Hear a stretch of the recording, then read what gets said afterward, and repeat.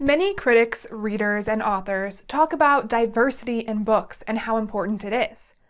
While this is true, adding diversity to your stories is not as simple as changing your character's race or sexual orientation. That needs to be an actual part of who they are and their life, not just some characteristic you tacked on. Also, who's a minority in books and who's a minority in the general population might not be the same thing. So today I want to talk about how to cast your story. Who are the minorities in books? Let's start by defining what I mean when I use the term minority in the context of this video and literature. So in math, a minority is really simple. If you have a pie chart, the minority is the smaller piece of the pie. When we start talking about what this means in society, a minority is any group that is subordinate to the dominant group. That is the dominant financially, politically, or religiously, something like that. But that minority group might not necessarily be smaller than the other group. They're just in some way subordinate. It's a weird word, it's not my favorite, but it's what the dictionary says. For the purposes of this video, when I say minority, what I mean are people and populations who are underrepresented in literature. So yes, these might be minorities in our general population as well, but they might not be. They might be people who are well represented in the general population, but never make an appearance in literature. So that's what we're talking about in this video today. This is Ignited Ink Writing, a channel dedicated to helping authors like you transform your writing so it lingers with readers. Because writing that lingers gets remembered and recommended to others. I'm Caitlin Burvey, editor and writer. Let's start with who are the minorities in literature. Who's a minority in literature is a bit of a moving target. Sometimes a minority group will gain popularity, not necessarily becoming a trend, but becoming more represented. We see this with LGBTQ representation. While it's not perfect, it is significantly better than it was decades ago, especially in areas of literature like young adult fiction. It's not all the way there yet, not saying that. I'm just saying it's getting better. So who might have been severely underrepresented before might not be severely. They just might be regular underrepresented now. So let's look at some groups that are minorities in books. The first column on this slide are traditional minorities. What I mean by that are people who are minorities in the general population and other places, not just in books. So here we have non-white characters, Native Americans, African Americans, Hispanics, people like that. We also have religions other than Christianity. There are sections of bookstores that are dedicated to Christian fiction. Sometimes it's Christian romance, sometimes it's just general Christian fiction, but we don't really see that for Buddhist fiction or Muslim. People from lower economic classes are often underrepresented as well. So are LGBTQ characters again, and people with disabilities. An important note about these traditional minorities is it's especially rare to find a main character who falls into more than one of these categories. People are complex. We aren't just one thing. Neither are your characters, so it is possible for them to have more than one minority status. For example, a character can be African American and trans, or they can be Muslim and disabled. Now the second column, these are book-specific minorities. Yes, I know that this does not mean that these are minorities in the general population in real life. But in books, we don't really see these characters featured very often. So one are people with different body types. For males, that means characters, especially love interests and main characters, who are not crazy muscular. For females, these are characters that don't have that thin yet well-endowed body type that media tells us is desirable. We also are missing characters, again, especially love interests, who are just average looking. Elderly main characters don't happen very often, neither do pregnant women. Now, when we're talking about these book-specific minorities, I know a little bit of the reason that this happens is because fiction, especially, is a dream. These are people that we want to imagine ourselves as. As readers, these are people that we want to be for a little while. So why would we want to be someone who is average looking when we can be someone who's crazy beautiful, handsome, or in some other way stunning? Maybe we wouldn't. Maybe we do like being those attractive people more. But when you never write people who don't fall into that category, you're subconsciously telling people that those attractive people are worthy of books. They're worthy of going on the adventure, getting their love interest. People who are average looking aren't. I know that might not be our intention, but it's what can happen. So we have to be careful as authors. Sometimes genres have their own specific minorities or underrepresented groups of people. Often these come about because of tropes. When one type of character becomes the go-to for a certain situation in a certain genre, that means other characters become a minority. This is better explained through these examples. So these are some genre-specific minorities. A young adult protagonist who isn't snarky or witty. Right now in YA, there's a certain tone that all of the especially first-person narrators talk with. Well, yes, it does represent a little bit of a stereotypical teenager. Not all teens are like that. In science fiction, we rarely see a female lead who's not a badass fighter. While I love these characters, I'm not saying there's anything wrong with them. I'm just saying that when that is the only type of female character who's noteworthy in the genre, you're basically saying the other types of females don't matter or aren't as important. In contemporary fiction, we don't often see a traditional minority character where that minority status is not the featured plot. So it's a part of who they are, but it's not the main focus or their main character arc journey. This is especially true for things like LGBTQ fiction. Often, their sexual orientation becomes a feature in the book. Well, there's nothing wrong with this. Again, I would personally love to read a book where that's just a part of who they are, but it's not the main plot. It's a part of the romantic subplot or something like that. Families are often missing in a lot of genre fiction. They might be mentioned, but we rarely see them on the page. Doesn't seem to be a big part of the characters' lives, that sort of a thing. And then again, poor or low middle class romance couples in particular. So again, these types of genre-specific minorities are often created by tropes and by trends. When one type of character becomes popular, some of the others fall to the wayside.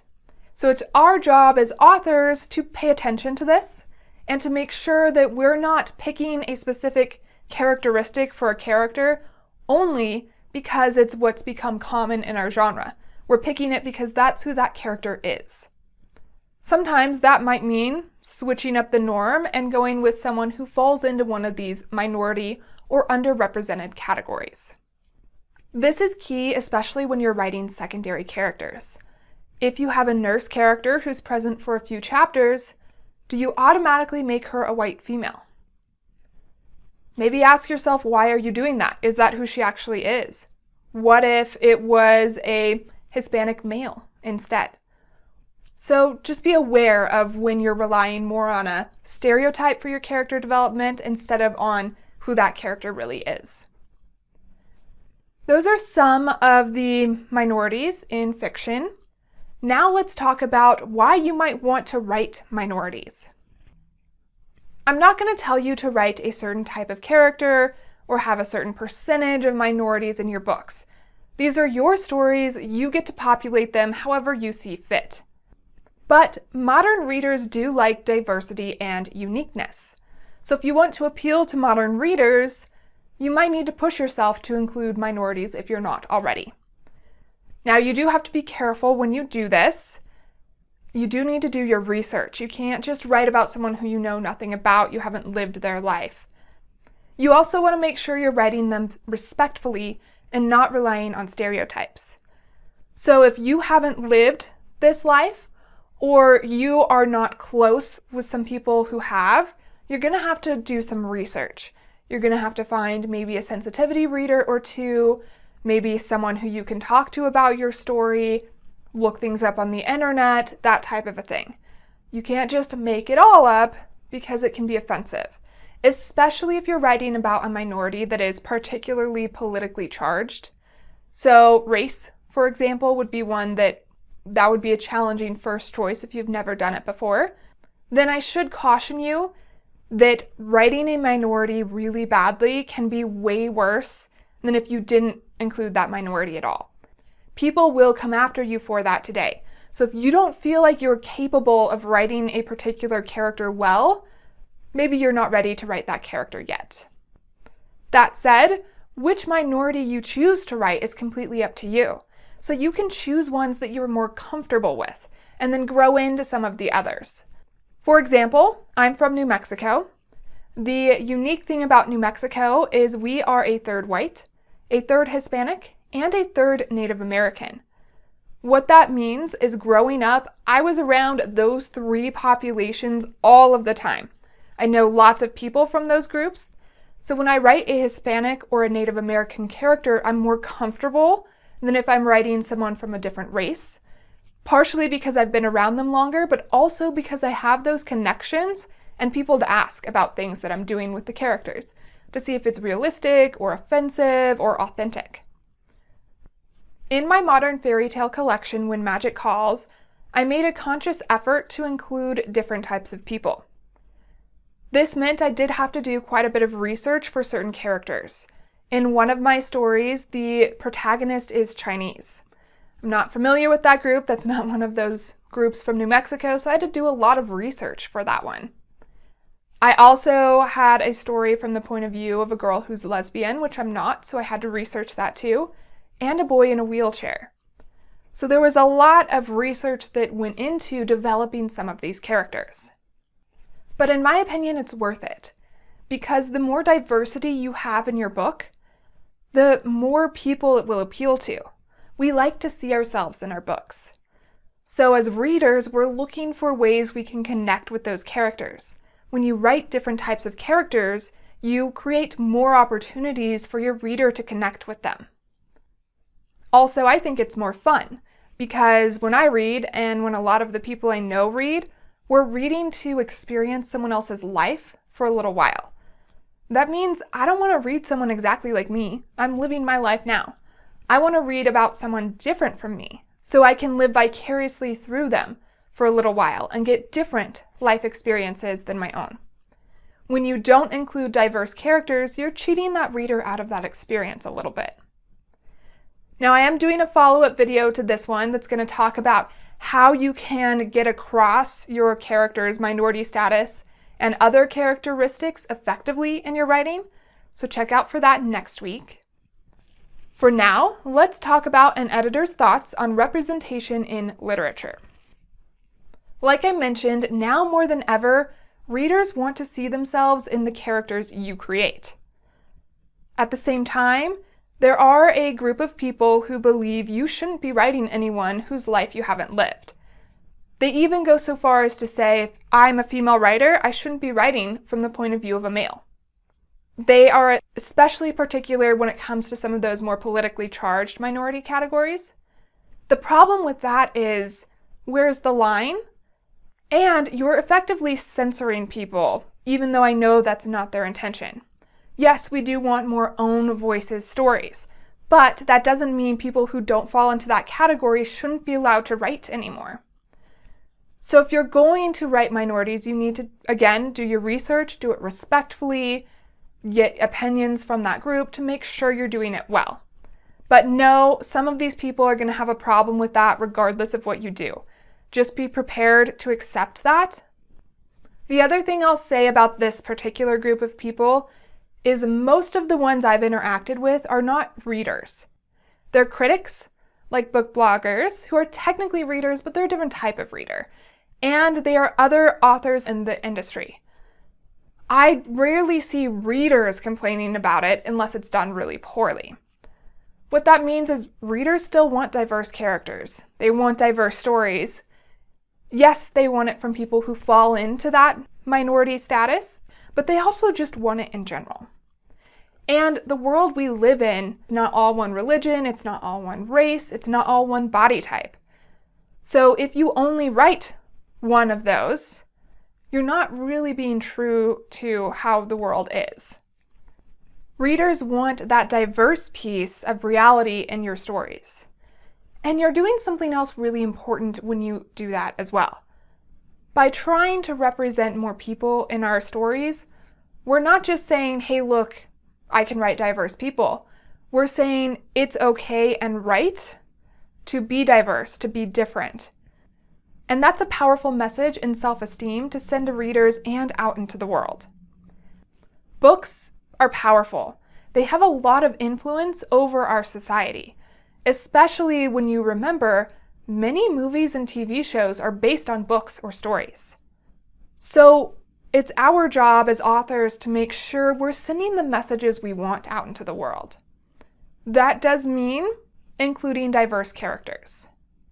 So how do you approach writing a character that's different from yourself? Share your thoughts in the comments below. And for more videos on character development and other aspects of writing, subscribe to Ignited Ink Writing, a channel dedicated to helping authors like you transform your writing so it lingers with your readers. Because writing that lingers gets remembered and recommended to others. I'm Caitlin Burvey, editor and writer. You can find out more about me at www.ignitedinkwriting.com. There you will also find a point of view comparison chart that will help you pick the right point of view for your story. This is vital to character development. Also, if you want to check out how I create diverse characters, you will find my book, When Magic Calls, most places books are sold, including my author website, caitlinburvey.com. And now it's your turn to do your research so you can write diverse minority characters bravely and effectively to ignite your ink.